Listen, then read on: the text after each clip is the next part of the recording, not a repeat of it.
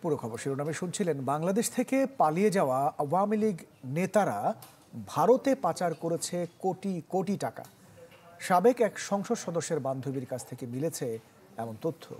তার দেয়া তথ্যে পাচার করা টাকার সন্ধানে ভারতের 17টি স্থানে অভিযান চালিয়েছে দেশটির কেন্দ্রীয় তদন্তকারী সংস্থা এনফোর্সমেন্ট ডিরেক্টরেট ইডি। 5 আগস্ট ছাত্র জনতার আন্দোলনে পতন হয় শেখ হাসিনার। দেশ ছেড়ে পালিয়ে আশ্রয় নেন পাশের দেশ ভারতে। ধারণা করা হচ্ছে শুধু হাসিনাই নন, পরবর্তী 3 মাসে আওয়ামী লীগের কয়েকশো নেতাকর্মী ঠাঁই নিয়েছেন ভারতের বিভিন্ন রাজ্যে। দেশটির কেন্দ্রীয় তদন্তকারী সংস্থা এনফোর্সমেন্ট ডিরেক্টরেট ইডির শঙ্কা, এই নেতাকর্মীরা হুন্ডির মাধ্যমে বিপুল অর্থ পাচার করেছেন দেশটিতে। এসব টাকার খোঁজে মঙ্গলবার সকাল থেকে পশ্চিমবঙ্গের 12টি সহ ভারতের 17 স্থানে অভিযান চালায় ইডি। তল্লাশি চালানো হয়েছে বেশ কিছু বাসভবনেও। এই তৎপরতা শুরু হয় ঝাড়খণ্ডের একটি মামলা ঘিরে। সেই মামলায় পিঙ্কি বসু নামে এক নারীকে আটক করে ইডি। সংস্থাটির দাবি, বাংলাদেশের সাবেক এক সংসদ সদস্যের ঘনিষ্ঠ বান্ধবী তিনি। এই নারীর মাধ্যমেই ভারতে আনা হয়েছে শত শত কোটি টাকার বেশি। তার কাছ থেকে পাওয়া তথ্যে মধ্যগ্রামের 2টি বাসভবন ও একটি পানশালায় তল্লাশি চালায় ইডি। এছাড়া হুন্ডির মাধ্যমে অর্থ পাচারের অভিযোগে সামনে এসেছে আরও 2টি নাম, যাদের একজন বনগাঁ এলাকার পেট্রাপোল সীমান্তের ট্যাক্সি ড্রাইভার পিন্টু হালদার, অন্যজন ব্যবসায়ী পার্থ সাহা। মঙ্গলবার তাদের হেফাজতে নিয়ে জিজ্ঞাসাবাদ করে ইডি। তবে এই অভিযানে কত টাকার সন্ধান মিলেছে তা এখন পর্যন্ত জানা যায়নি। কাউকে গ্রেপ্তার দেখানো হয়েছে কিনা এ ব্যাপারেও মুখ খোলেননি কর্মকর্তারা। Desk report, channel 24। কাঁটাতারের বেড়া পেরিয়ে ভারতে অনুপ্রবেশ বাড়ছে হবিগঞ্জের বিভিন্ন সীমান্তে। ভিসা বন্ধ থাকায় দালাল চক্রের সহায়তায় অবৈধভাবে ঢুকছে রাজনৈতিক নেতা সহ প্রভাবশালীরা। অভিযোগ, বিজিবি বিএসএফকে ম্যানেজ করে চলছে মানব পাচারের মহাযজ্ঞ।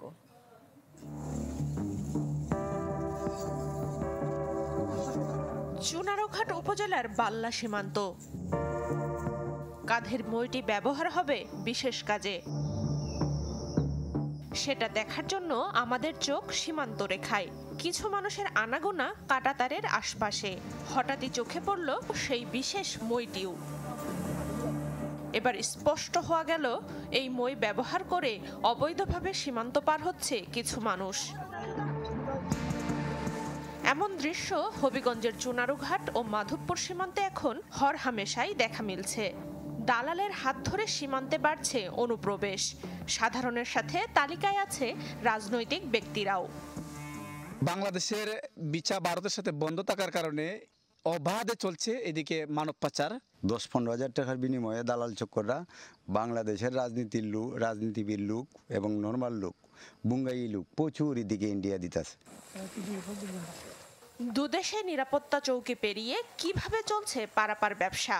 টেলিফোনে কথা হয় এক দালালের সাথে। একবার পার করে মানে বিজিবি 2 লোকে বিজিবি নিব 2000 টাকা কথা বুঝো। তারপরে ইন্ডিয়া আর জন 3000 করে ইন্ডিয়া 3000 বাংলা হতো।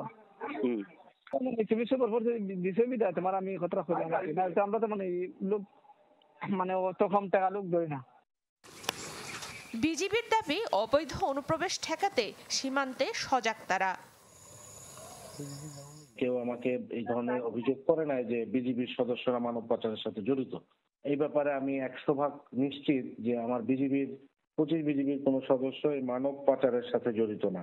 মানব পাচার বেশি হচ্ছে সেসব ডিউটিগুলোতে অলমোস্ট দ্বিগুণ জনবল রাখা আছে। 5 আগস্টের পর শুধু মাধবপুর সীমান্তে 56 জন অনুপ্রবেশকারী ও 2 জন পাচারকারীকে আটক করেছে সীমান্ত রক্ষী বাহিনী।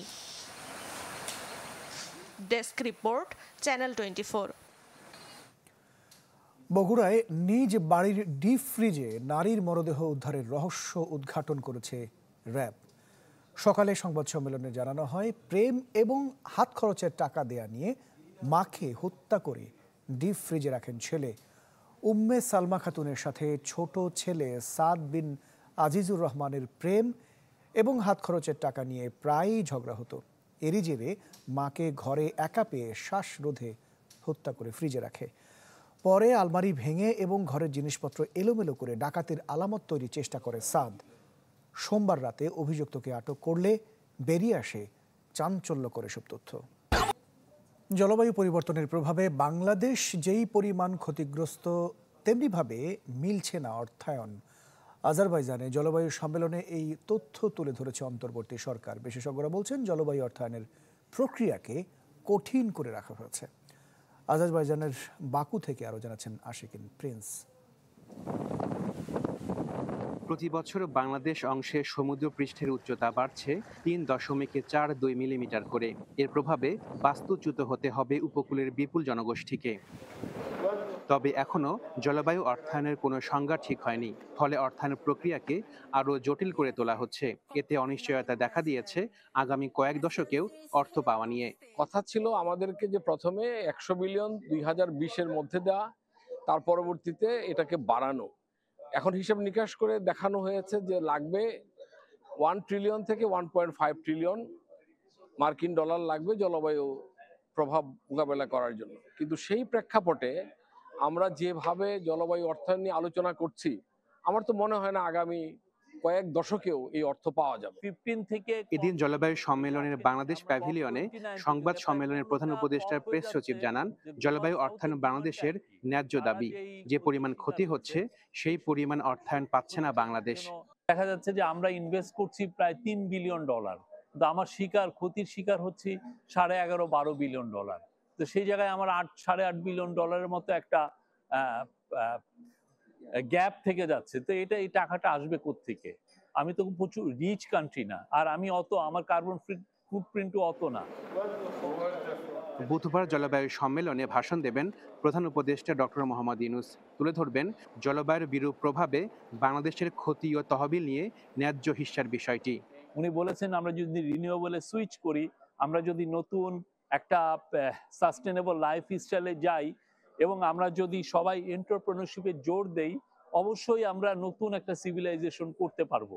ওনার এই পুরো মেসেজটা আজকে তার ভাষণে থাকবে।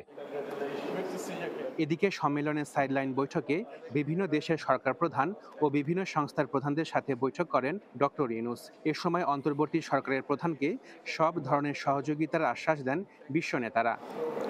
জলবায়ু অর্থায়নের প্রক্রিয়াকে কঠিন করে রাখা হয়েছে, এতে লাভবান হচ্ছে উন্নত দেশগুলো। এই প্রক্রিয়া ভেদ করে অর্থ ছাড় করা ক্ষতিগ্রস্ত দেশগুলোর জন্য খুবই কঠিন। আজারবাইজান থেকে আশিকিন প্রিন্স, চ্যানেল 24।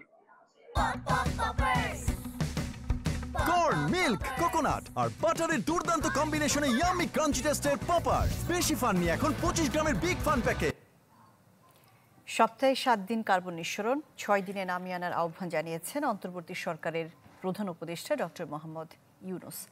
আজারবাইজানের বাকুতে জলবায়ু সম্মেলনে বাংলাদেশ প্যাভিলিয়নে সেমিনারে এই আহ্বান জানিয়েছেন তিনি। জানিয়েছেন জলবায়ু পরিবর্তনের প্রভাবে হুমকির মুখে কৃষি, ফসল সহ মানুষও নানা ধরনের ক্ষতির মুখে পড়েছে। খাদ্য উৎপাদন ও পরিবেশ রক্ষায় কৃষকরা গুরুত্ব ভূমিকা রাখলেও তেমন কোনো সুবিধা পাচ্ছে না তারা। ডক্টর ইউনূস বলেন, সবার উন্নয়নে গ্রামীণ ব্যাংক যে ফর্মুলা ব্যবহার করে তা সব ব্যাংকে চালু করা উচিত।